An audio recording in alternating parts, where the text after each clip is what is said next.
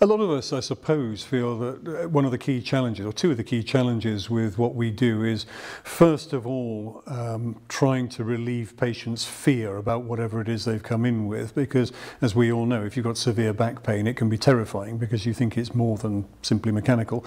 But also, then there's the simple stuff like getting patients to do the rehab exercises which we think are best for them.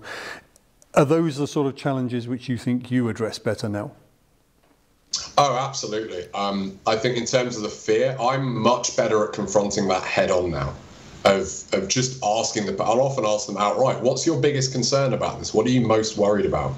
And I do see quite often, I'll mention this to practitioners, they'll be worried about yellow flagging the patient or reinforcing catastrophizing.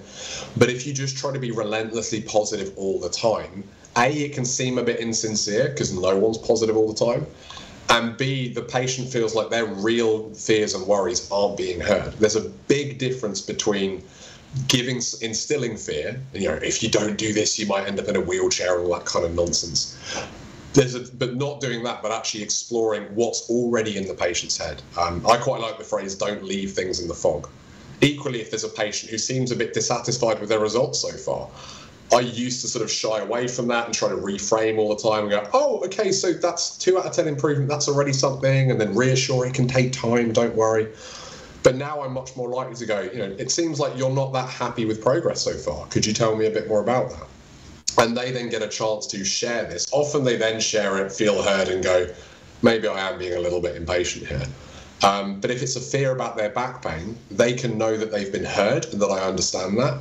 And then hopefully I can come and reassure them and say, well, listen, everything you've told me suggests we don't have to worry about it being cancer or a fracture or something like that. But if I try to jump in and reassure too early before they feel heard, then it won't land because they'll think, no, he didn't get it, he didn't listen, and I'm still really worried. So exploring that stuff, being fairly direct with it, I found really makes a difference. It's a bit frightening when you haven't done it before and when the imposter syndrome is really high, but practicing it over time, I would say just ask patients, what are you really worried about with this? You'll often see it's a real relief for a lot of patients just to be able to share that.